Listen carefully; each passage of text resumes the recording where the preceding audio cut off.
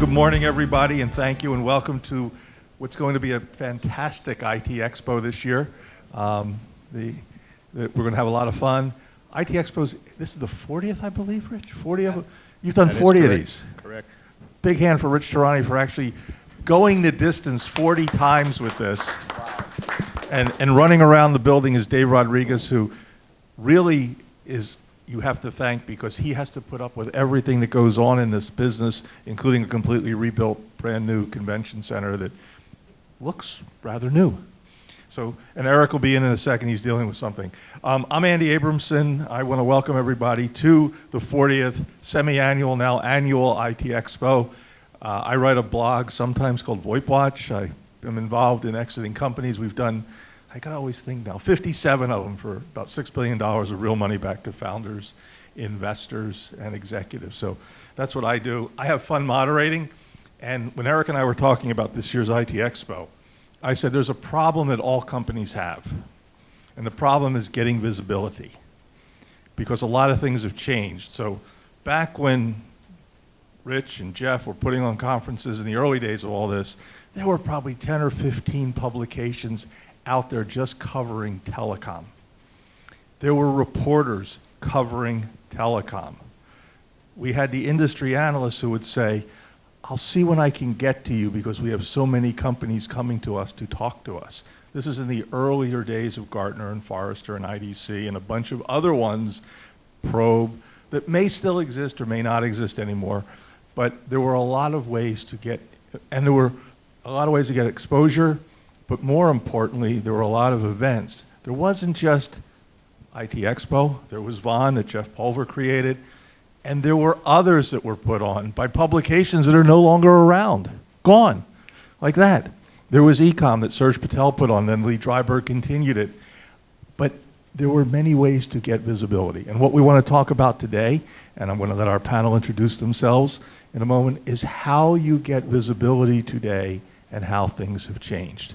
Before I introduce our panel, how many in the room today are in the executive suite of your company? What part of the executive suite? Owner. Co-founder. Anybody else in the executive suite? How many of you are engineers? Sales and marketing. Sales and marketing crowd. We go in that direction. Anybody in biz dev? No one in biz dev. Anyone in support? Anyone in sales? Not just sales and marketing, but sales, actually closing the deal. Okay, yeah. If you're a CEO and you don't have your hand up and you're not in sales, you're not going to be. You have to always be selling. There are seats in the front of the room. Yeah. Please come up front. Please no come sitting forward. in the back. Including you, Kevin. Come on. Let's go. Up front. Up front. Down in front. Come on. All right. So with that, let's get going a little bit. I'm going to start on the far end. I'm going to have Evan Kirstel, the voice that roars. Tell us who he is and what he does. Hi there, Evan Kirstel. I'm a content creator, I'm a tech influencer, I'm an industry analyst, live streamer, I'm a podcaster. So basically, I don't know what I do. But I am on social media, so let's connect and engage there as well. You are a social mediologist. I like that. Stealing That's that. like the Totally. meteorologist. No one remembers what you said yesterday because they're worried about what's going to happen today. Perfect, perfect. I thought you were a techfluencer. Thank you, thank you. The branding is working on Social Rich mediology. Tehrani. Alan. Yeah, Alan Percy. I'm the Chief Marketing Officer at TelcoBridges. I've been rattling around the industry for 30 years. And Come on, at least 35. yeah, and 40. let's see. Rich and I, one time, we were kind of having a throwback conversation. I think I've missed one ITEXPO, and I think it was due to illness. But yeah, that's How all dare about you. it. So we've been here forever. But anyway, yeah, no, my role as Chief Marketing Officer for the company, of course, is helping them position the company to attract not only buyers, but also, you know, in the investment community and others that are interested in the telecommunications space. Company's based in Montreal. I'm based outside of Buffalo, and the respite to come down here to Fort Lauderdale was much needed. So thanks, guys, for inviting me. Looking forward to the conversation. I'm Jeff Pulver. I've spent the last 3 years in my basement. I'm finally getting outside and dealing with people again, and I'm very grateful to be here. For those of you who don't know Jeff, he started Vonage. he also started the Vaughn series of conferences. And after Rich says something, I want to let you in on the first that's happening right here today. Go ahead, Rich. Yeah, he did a lot more than that, but he's being very humble. You want to take another minute or two and just tell us a little bit more? You know? Okay, so I'm Rich Tehrani. I am your conference chairman for the ITEXPO Tech Super Show. Thank you all so much for being here. Okay, so what everyone has to realize is there was a point in time where these guys competed with one another. This And is we true. know, because we all spent a lot of money at both of their shows. But this is the first time the two of them have ever been on a panel together. And that's a big deal. For those of you who've been in telecom as long as Alan and I and Evan, this is a big deal. You are watching a moment in history that has never happened before. So I want to thank them both. And thank you for coming, because this is, in our industry, you have so many golden moments. This is one of them. Truly. And I do have to say thank you to Rich for helping to facilitate this. And the one thing I will point out that I am happy that I did do is about 20 years ago, in January, it was 20 years ago, I woke up with a premonition. I don't know how many people here wake up with premonitions and take action based on intuitive thoughts, but I had this crazy idea that the phone companies not only were evil, but they wanted to take away broadband from innovation. And I felt like I had come from the future to fix the future wrong. And I kid you not, I testified in Congress about this later on. And so I reached out to some attorney friends of mine. I asked, is it possible to file a petition to protect the future? They said you could do whatever you want. And on February 5th, 2003, I filed a petition that became known as the Pulver Order. And February 12th, 2004, or February 4th, 2024 will be the 20th anniversary of this order coming out. And for any of you who in the last 19 years in America and many other places around the world have used voice and video services for free on the internet, you're welcome. I did that.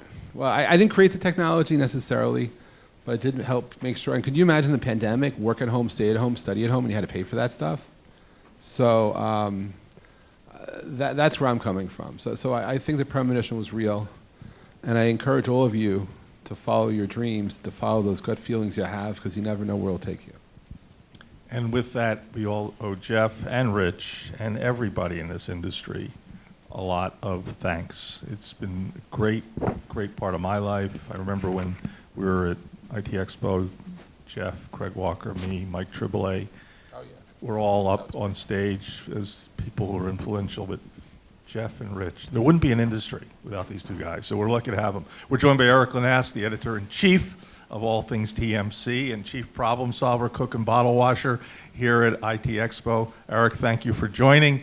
Let's talk about getting visible. Now, Erik, this panel came about because I wrote you an email, and I said, is it me or am I seeing a slowdown in news about telecom collaboration, 5G, everything?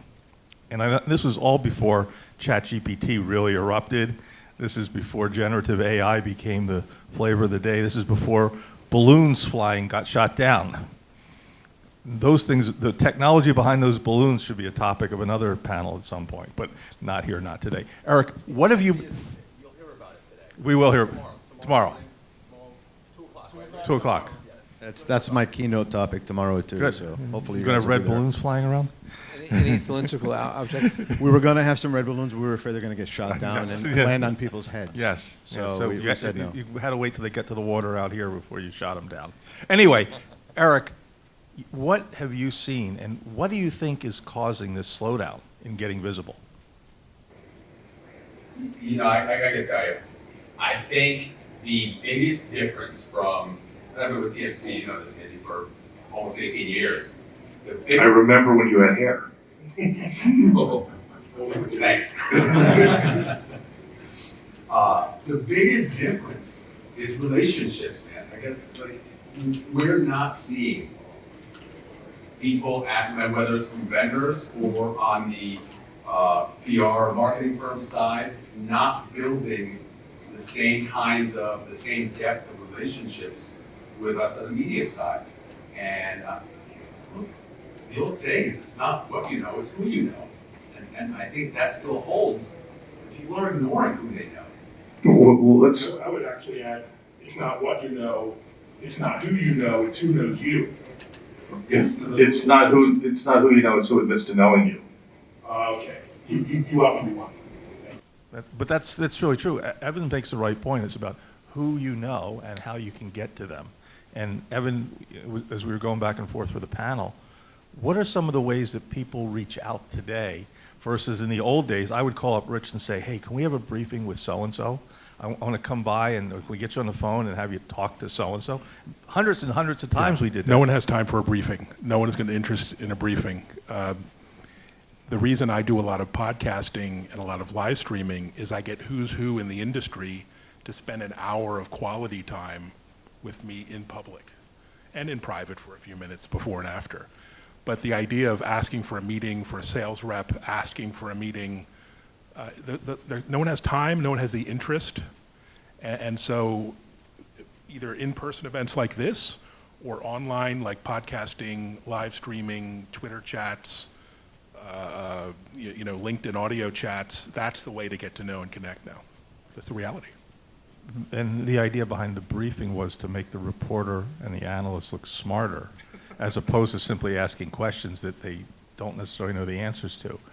Alan, how many times a year do you actually spend talking to analysts to help them better understand what TelcoBridges does, as well as the whole space? Because part of getting visible for you in the B2B space is to have the analyst be able to tell a story. We like to say, to tell the story as well as you told it yourself, have others tell it for you. How much time do you spend with the analysts these Yeah, days? no, that's really shifted, right? Years ago, you used to be able to set up a call with an analyst or someone from their group and be able to sit down and do an organized briefing, classic sort of traditional briefing, right? Now it's you got to run into in a conference or a trade show, or maybe like Evan said, invite them to a podcast, or you produce a podcast with the intent that it would be their ears who hear it. And one of the nice things about using electronic media, whether it be a webinar or a podcast or whatever, is that when you get 2-3 months into it and you look at the number of views that have had, it's a huge, sometimes huge numbers that you would never be able to do the traditional old way of trying to get a hold of somebody. So the major mechanism has been some kind of online media. Maybe you send them a link to the recording of the event or the podcast or whatever, and that seems to be the way you get people briefed these days. It's not the traditional get on the phone or set up a conference bridge. Do you think part of it is that no one's in the office anymore? They're not working out of the analyst headquarters, and for years they've been working from home anyway. But with the pandemic, did you see a big shift in not being as available or more available? Well, there's no two ways about it. The home office, work office environment has disrupted the way people work. Absolutely, no two ways about it. Just a thought, I layer onto that too. So I've built some personal relationships with some of the analysts through some of these conferences and meetings we've gone to. It's those kinds of that personal connection that builds a relationship, so that you don't need to ask for a briefing. Just, hey, got a couple minutes, and you're able to get somebody. But that was all fostered through these conference kind of relationships. Jeff, I know you've got some really good thoughts about this. I have a couple, and I just wanted to add a third. So I'm just curious, of the people in this room, how many people consider themselves a Gen Z? How many people consider themselves a millennial? How many? And how many is basically either boomers or Gen Xers? See, that to me is the answer to the question that really wasn't asked, which was, who's listening? One of the challenges of creating news is to have an audience that's tuned in. And the thing that's consistent is that, thank God we're still on this planet, we age. And over the last 15, 20 years, there are now other people in power, in some cases your kids, who are the ones that are decision makers that decide what's important, what's a priority, what is newsworthy. And that just because we're set in our ways and how we communicate, we now know social media, but the way that we communicate has shifted. Now maybe not the way we communicate, but the way that other generations communicate in parallel with us, living on this planet at the same time. And by the way, things that are popping in their world we're ignorant of. And there's services that we could be creating that would be newsworthy if we only understood how to communicate with the people who are going to use them. And so that, I don't want to ignore that part of it. You know, one second, Jeff. The other side of it is, the other thing that I was thinking about how to create something here that's newsworthy, thinking today is April 14th, it's all about love. I still stand before you 20 years later, 27 years later, that voice is and will remain the killer app no matter where technology takes us. Why? Because there's so much metadata in being able to tell someone, I love you, particularly in times of crisis. I've lived, during the pandemic, my mom passed away. She had Alzheimer's. I don't think she heard me the last time I said I love you and actually understood it, but I can go back to when she did. And the intimacy of being able to share those moments with people, that to me is what it's all about. If you see the news about the earthquake that hit Syria and Turkey, I was in Tel Aviv, where I was, it was shaking. Taking people out of the rubble and being able to say I love you to someone who's alive, I mean, it's those moments that we don't cherish, not that we don't cherish enough, but it's those moments of communicating to say, hey, I'm okay, that's priceless. And the service and services providers that embrace love. Now, I'll just contrast that with our relationship with a lot of service providers. In our life, we have love and hate. Who do we hate? Utility companies? We do. I mean, we trust them and we hate them. If you look at, several years ago, I did a consulting work with both AT&T and Verizon. The number twos in both companies admitted that their CEOs were hated. I suggested that if they were to be non-monolithic, that they were actually to be human, people would like them. They accepted the fact they're not liked. That's why they were working with me. And I felt that I was really upset with that. I said, why don't you guys allow yourself to be human? And so I think part of our challenge is humanizing those experiences, allowing our vulnerabilities to be showed, and allow love to come through. Because if we could find a way to share love, and remember, voice is the killer app, no matter where the technology takes us, we will matter. And if we could figure out how to bridge those generational gaps, now to Gen Y and beyond, we will be creating services that people will take note of. It's just that we're in an echo chamber. I'm in an echo chamber. I lived in my basement for 3 years. I'm just getting out now. I'm seeing the world for the first time. I'm grateful to see the sun again. And I think we have hope, but we have to think through how we communicate and start to understand that the way we do things may not be the way to do everything. Thank you. Yeah, I want to add on to that. So a little anecdotal little story about the difference of voice versus messages. So we're riding home from our weekend this last weekend, and my wife was kind of talking about how a text message session with one of our friends went wrong. She said, well, I texted her, that would be fine. And then she said, what's wrong? Because it's like, oh yeah, well that could be, that would be fine can be sometimes construed one way or another, right? It's so hard with text messages to get, a message through quickly, but at the same time too, have any meaning, right? Or any feeling. And so, a phone call could repair a conversation like that. So the way you communicate with people, you have to think, especially in trying to get the message out, if it's just dry text, it doesn't mean the same as that personal conversation or, that recorded voice, in a podcast or whatever. That's why emojis have become so commonplace. Rich, you're a publisher. You've been publishing, internet telephony for many, many, many, many, many years. And in the old days, news meant something new. Is there a overabundance, and how do you deal with everyone saying something is new or newsworthy when it is simply important to them and nobody else, and yet they pick up the phone, they call you, they email you? How, as a publisher, when you've got to allocate staff, you've got to allocate resources, pages, how many ads are going to support the content, what goes through your mind as a publisher when everybody's clamoring for visibility when really there's no new there, there's no news to write about? And should they be advertising? Is that another way to get visibility? All right, there's a lot to unpack here. So first off, I'm going to follow up on what Alan said about relationships and fixing relationships, because we're all here on Valentine's Day, so we'd all like a one-on-one with you right after, so we can figure out how when we get back, we can fix our relationships. I certainly would want to talk I with tell you. my wife my Valentine's Day included you. It's going to go all wrong. Absolutely, likewise. So that's number one. Number two, just to follow on the earlier thread of just what's happening with news and how things have changed.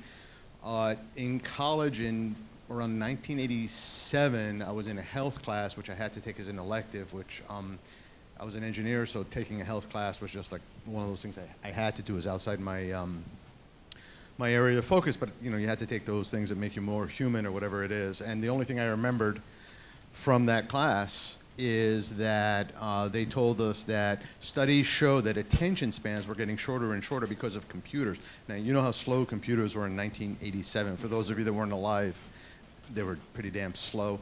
And but what was happening was the rewiring of the human relationships and the human mind and the human response time that they would wait for a response. And you can notice sometimes if you're on a computer and then you talk to a person and you ask a question and they, especially if they're older and they take some time to answer, that you feel anxiety waiting for that answer. And if it's not you, at least it's me. That's how I feel. So you can live through me and feel that. And if you can imagine how things have gotten faster and faster and social networks have gotten more bite-sized, where Twitter is now so common and people get news from Twitter and they interact on Twitter, and other social networks are so quick, and TikToks are, let's say, on average 15, 20 seconds. Many of us scroll through headlines, and so the human brain has gotten used to smaller and smaller nuggets of information. Quite often I'll tell someone that I learned about XYZ topic and they'll say, oh, tell me more, and I'll say, well, I just saw the headline. And that's so common. I think our brains are now getting rewired, continuing to be rewired. And if we're born into this, that's part of what's happened. And that explains, I think, on the other side, the supply side of the briefings and the analyst briefings. Let's say you have these analyst briefings for hours and hours and hours. What are they going to do with that information when most people don't care? They just aren't going to read it. They're going to look at the headline. Plus, too, I mean, the press, and let's be honest, has turned into a cut and paste world when it comes to press releases, yes, right? critical thinking has been thrown in the garbage, and then that gets to what Andy is saying, where we are, you know, Erik and I are overwhelmed with all these press releases on a daily basis, where everything is new, but it's not new because we've seen it 15 times. I mean, I can tell you a lot of times there are new things at this show.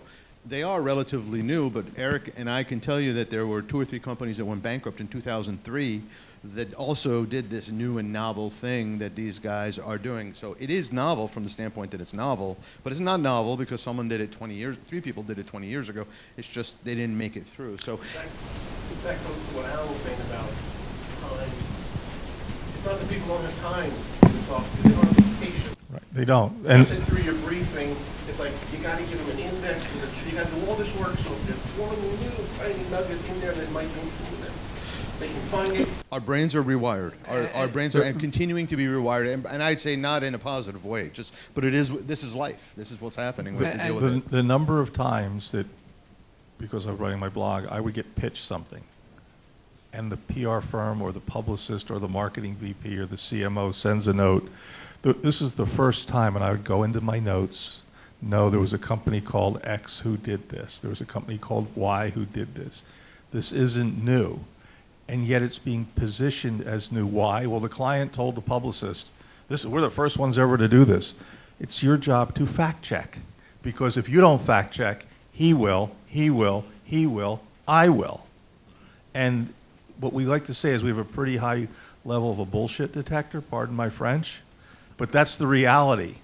Now, what happens when you really have something new to tell us, but you've already told us this lie or shown you're ignorant?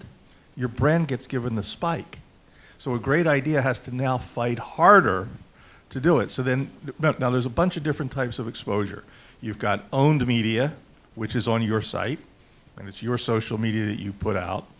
You've got earned media, which is when he writes something about you. I'm going to get into about the idea of the feature story Could I next. just jump into before you go Oh, down that path? 'Cause I just Can I want- just want you've got owned, earned, shared, king of sharing, shares information all the time, shared media, and you've got shared. Sharing is caring. Right. Sharing is caring. Jeff's also curation. Curation, correct. People like my feed. Correct, because and I you don't put put everything out. You're very picky what you share. You curate. Yeah, you're picky. It's a good thing he's picky, because otherwise there would be a deluge of information, which is called the Twitter feed. And then you have paid. You have paid media, which is a whole other thing. Go ahead, Jeff, then I'm going to come back. I want to talk to Erik about the feature. Each of those areas that Andy just spoke about, 20 years ago, 15 years ago, had one effect. These days, we're living in the era of the algorithm. And it's really the algo, depending upon how you're viewing your content, that's deciding for you what's your priority, what matters to you, as if you have a choice. And so, yes, I'm grateful that Evan curates the content he puts out there. But as a consumer of content, if I'm relying on anyone other than my own fingers to take me to the places I want to find the direct information, all of a sudden I'm now a victim of the algorithm myself. And the best I could explain this to you outside the news world is in the music world. I have a friend of mine who used to run Columbia Records. His biggest gripe, although he accepts it, is that today TikTok's algorithm for music is between 6 seconds and 15 seconds. And it's a TikTok algorithm that drives, by the way, the algorithms where? On the other digital song providers. So all of a sudden, it's what's popular on TikTok is influencing what you see, what you listen to on Spotify, on Pandora, on Apple Music, on YouTube. And this is then creating a whole new class of people who not are writing 3-minute songs, they're writing 15-second songs, 6-second songs, changing music. What's crazy is my friend who's incredibly famous for discovering amazing talent said that this artist who came into his artist when he discovered when she was 16, he wouldn't be able to sign her today due to the stats, due to the algorithms. And so that's in music. You now come into telecom news, you come into the world we're in, all of a sudden, let's say people do go through the interview, they actually get a great briefing, they share, they're articulate, they're connected. Now, but it goes out there. But whoever's out there filtering my feeds, if that doesn't know what I want to see, it's blind to me. And that to me is an overarching also challenge to all of us. If you're in the news media, to be seen. If you're paying for advertising on platforms, you want your ads to be seen. I'm sorry, I do. It's hard. The big thing is the algorithm at 15 seconds is making a lot of good ringtones real fast, because now we have a ringtone. So let's talk about the feature story. Erik, what happened to the feature? You know, I think you mentioned the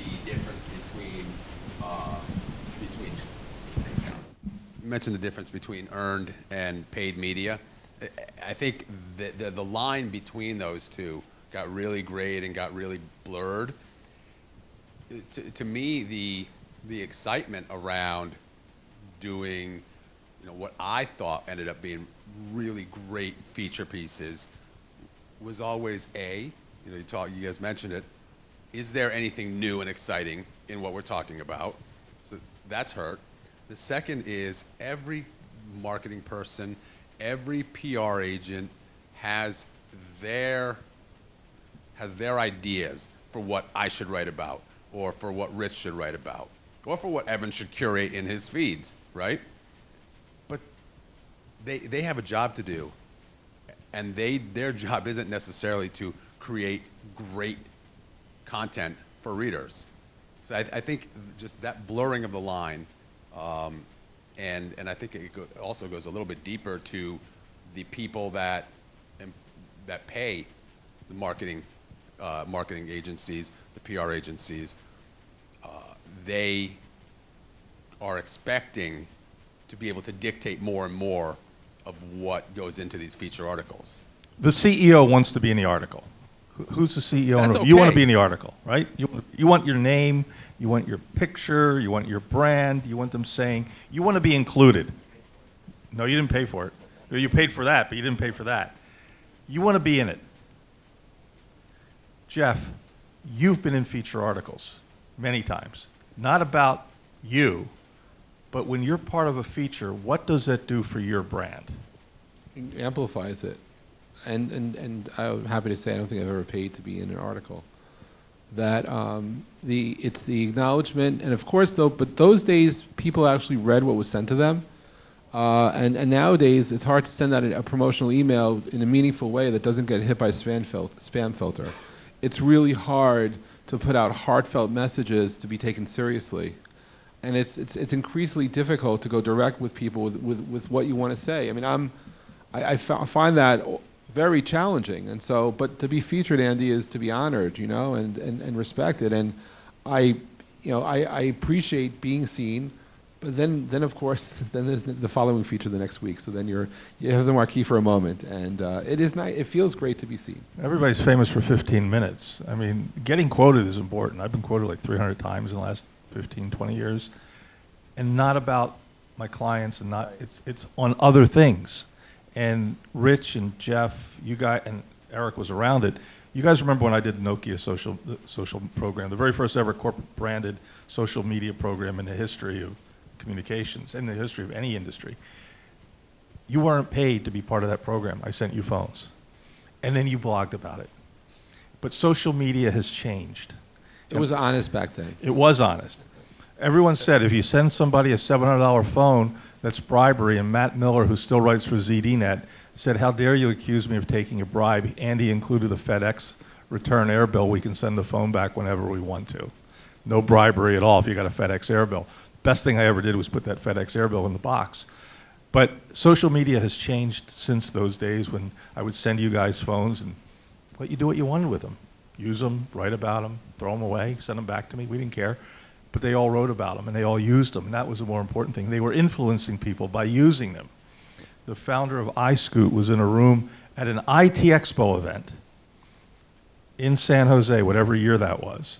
And Mark, I forget his last name, said, I can't believe what I'm seeing. And I said, what's that, Mark? He said, everybody using Nokia phones. I said, oh, you're talking about all the people in my blogger program? He goes, no, I'm talking about everybody else in the room who follows them who's now using a Nokia phone. This was influence. It's changed. Evan, how has social media changed over the last 15, 20 years? Well, guess who didn't need that program to disrupt Nokia? That was Steve Jobs, given his personality, his audience, the people who loved him, the people who followed him, the people who adored his work and his style. I think what's changed is we now live in the attention economy. So, I read you have 8 seconds online to get someone's attention, whether it's your social profile, your blog, your article. And if you don't get that attention within those 7 seconds, people move on to the next thing. So you literally have to change the way you're getting noticed. We're talking about lots of challenges and roadblocks here, but the opportunities are immense. I mean, the live stream that we're doing now will get 2 to 3 million reach impressions this morning. So you have to create content not for the people who are in the room, not for your community, your audience, but the wider world, and let the algorithms decide, okay, how am I going to deliver it and to whom? And that could be the spoken word, the audio word with podcasting. Every podcast you do that gets put on the Google Play Store gets indexed by Google for SEO. Every live stream that you push out, the algorithms say, wait, this is a live stream? I'm going to show this to a lot of people because I want eyeballs, attention, etc. So you got to take advantage of these new and modern platforms. Every video that goes into YouTube is indexed by Google. Using Google's own, and this is a great point that Evan brings up, and I'm glad he brought it up about podcasts and Google. Everything you put into the Google universe, Google looks at first. If you're into SEO and you're not doing things that put you into, this is about getting visible, and he just gave away a great nugget. Podcast, Google, index, SEO, top of the heap, without paying. YouTube, video, indexed, Google, top of the heap. So if you're not doing that to get visibility, you're not going to be found. You're going to be on page 15 of the search engine. You want to be somewhere on the first page of the search engine. Yeah, Andy, so matter of fact, real world experience on our part. 4.5 years ago, we're trying to figure out how do we get the TelcoBridges brand some exposure. We hatched the idea of doing a series of webinars that are educational content, right? The idea is you invite people live to come to the event. And one of the little things we stumbled into is inviting guests to join us as part of that. But we usually chose fairly influential guests, right? That would have some amplification factor to the events. And we just cranked one of these out every month, month after month after month, and now you skip ahead 4.5 years, there's some 55, 60 of these recorded webinars out on YouTube, and they get thousands of views. You know, we did one on, how, you know, what is SS7? Now talk about technology that almost no one knows what it is, right? It's one of our most popular videos because the next generation has to figure out how to get their telecom application connected to the real world, which still has SS7 in it, right? And that's left these branding imprints, but those YouTube algorithms have amplified, you know, many of these videos to reach far more people than we ever could have with trying to do a live webinar or try to do you know, set up a live event or you know, do a session at one of these conferences. But yeah, it's about producing content, getting it into the YouTube's algorithms, and just having the algorithm do it for you. We talk about social currency in the industry, and what Alan's talking about is using social currency. The social currency of the guest and their audience to follow you, to tune in, to watch. That's really important because now what you're using is somebody else's built-in follower list. And that turns into who? Because in social media, one of the big misnomers is it's not how many, it's who. You want the right followers. If you've got a product that only goes to 100 companies, you want to figure out how to get to those 100 companies. Who are the people they follow? That's who you want to get to. It's not about a million followers like everyone believes, because do they even have the ability to buy what you're selling? Do they have the ability to influence somebody who can buy what you're selling or open the door to you? So it's a matter of, you need a big audience to get to them, but what you want to constantly do is fill that funnel up by getting visible with those millions, and then zero in, and bring it down and get them into your funnel and have your social currency begin to increase in value. One misnomer of that is I've had almost 500,000 followers on Twitter for a very long time. It didn't hurt that I was an original investor in Twitter. And then one day when Twitter had a recommended follow list, I was one of the people, because like I literally grew about 350,000 in about 2 weeks. And now it's maybe down to 450,000. But no one sees my tweets. I stopped tweeting for a long time. Why? Because unless I pay to amplify my tweets, the people who follow me don't see it. The same thing with posting on LinkedIn. I'm very grateful. I have 30,000 connections on LinkedIn and 20, 30,000 followers. Guess what? If I don't pay LinkedIn, I don't get my post amplified. Same thing with Facebook, because business models. You see, when social media was raw and rare and new, I happen to be a guy who loves sunrises, sunsets. Call me crazy. But I would put out a tweet walking down the beach of a sunrise I just watched. And crazy enough, I would get a tweet back from someone on the other side of the world who was experiencing a sunset. I call that a magical moment. And that was fun for me.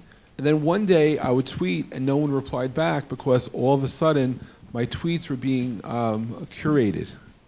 Not by the people who were following me, but by the platform. And that happened on Instagram, Facebook, happens on LinkedIn, it happens across the board. So as an influencer, sure, I have great numbers, pay me, sure. But reality is that just because I participate, unless people make it a point to check me out, I can't really help anyone other than put my name to it, which I hold sacred, so that if I'm involved in something, if I show up at a place, it's because I personally believe in that and want to be seen. But what I cannot guarantee is the social equity or currency that's been created flows through, because I don't necessarily advertise the content, my original content. It's just, I haven't done that. And when I do it, it almost feels impure. So I haven't crossed over that point of wanting to be seen so bad that I'm going to advertise this tweet because it feels so damn good. So I want to ask, and we'll start with Evan and work our way around, podcast, vodcast, or video. Which one right now is the best way to get visible? Do you do a voice podcast? Do you do a vodcast with video? Or do you do a webinar? How do you do video shorts? What works best? All the above. All the above. And I say that because the platforms allow you to reuse and repurpose, redeploy content. So the live stream I'm doing now, I'm plugging StreamYard, but I'm using StreamYard, creates a live stream video that then allows you to take the audio tracks and repurpose them into a podcast, allows you to take the video content and repurpose it into reels and short form content. You can transcribe it and turn it into a blog, put the blog into ChatGPT and create tweets and posts, and the circle of the flywheel goes on and on. So it's never now and or, it's and in terms of all the different content types and the platforms. So let's break this down. I'm going to, Erik, you're the content guy, you're the editor. Evan just produced video content, podcast content, short text content, headlines, summaries, editorial content. He now comes to you and says, I've got these 5 elements. What do you do with them?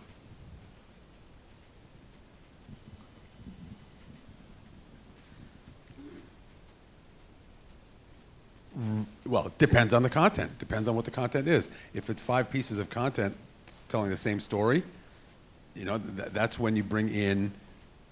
It's not just about the editorial team. It becomes about the marketing team, the social media team. And that's what Evan was getting at. It's not about. I think he's right. Video, podcasts, webinars. Yeah, there is 100%. He's right. There is a place in today's world for all of it. Depends on your audience, depends on the message. So when you start dicing up that content into smaller bits and pieces, you're reaching a different audience. When you're talking about a longer webinar, you're reaching a very different audience. So really, it depends on taking each one of those pieces of content and finding the right audience and the right team within the TMC organization, if you just want to talk about TMC, to distribute that to the audience. Okay, I'm going to go to Alan, the marketing guy, CMO. Alan, you just got pitched by your agency. They say, let's do everything Evan just said. Let's do video, let's do a podcast, let's do a webinar, let's do a media release around it. Let's create a feature story from the content. It all started with this video. What do you do and how do you structure it so these guys can think about how they can take Evan's great piece of wisdom that he just rolled out? You got to put it all together. Well, yeah, so our job is to execute a marketing campaign, design and execute a marketing campaign that's going to reach the people that we want to reach.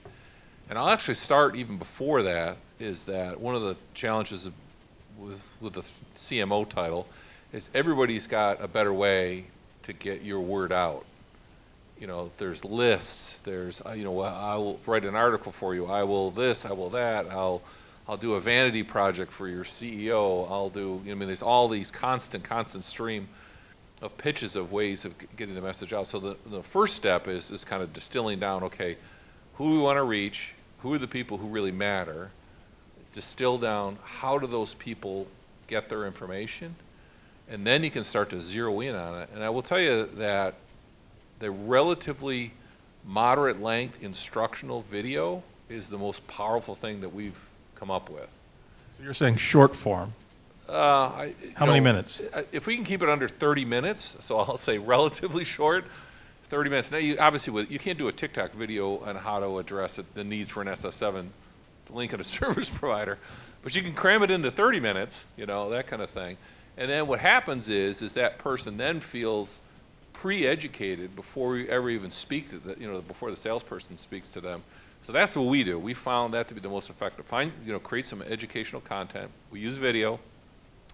We then create written content around it after the content's generated, and we push it towards our intended audience, which is a technical buyer inside a service provider, and it works, right? It's all self-produced content, which takes up a lot of time and effort. And we've had people come to me and say, how could I do this? I said, well, if you're just getting started, you go to one of the media companies like TMC and say, help us produce this, right? Because the production process is fairly complex. But yeah, that's what we've seen works. So let me go to Jeff. Production value. Okay, you've been producing events, videos for things. How many people have ever used the word production value in a meeting? Anybody? I guess I'm the only one. One. To me, broadcast production value is very important. I'd rather not do video if it can't look great. But that's because I grew up in an era where production value was important. TikTok changed all that. how important today is production value to delivering the message, to getting visibility? Jeff? It's, look, the answer is depends. It's generational. I only could speak to the generation I represent. I could share observations I have in others, but for me, during the pandemic, I started a whole bunch of live internet TV shows. Some persist today. The ones where we learned production value, we learned quality. I learned how to maintain views, and I measure that by how many people tune in and stay tuned in, and how the community stays connected. And so at a high level, I actually have a high standard. I personally have a high standard for production value. I don't know, in the early 2000s, I built my first internet TV studio in my office. I had an internet radio station from 2000 to 2007, and I had a TV studio in between those times. And it was crazy those days to get anything of quality produced live on the internet. And we did our best. These days, a lot we take for granted.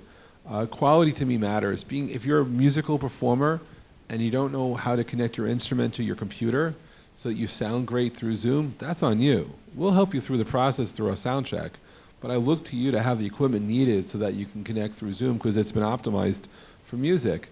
As a host of a weekly live music show, I want the artist to sound great and look great or don't perform this week. And so I have to use this word called discernment. I have to discern who's going to be good for the show, for themselves, for their brand. When it comes to live content, I just ask for a hot mic that sounds good, no background noise. I'm not crazy about all sort of visual effects, but at the end of the day, for me, when you just get rid of all that is, what's the message? At today's event, what's your takeaway? What are you going to remember from the 10 a.m. session today? When I do content, I ask myself that question all the time. What message do I want people to walk away with? What message do I want them to hold on to a week from now, 6 months from now, a year from now?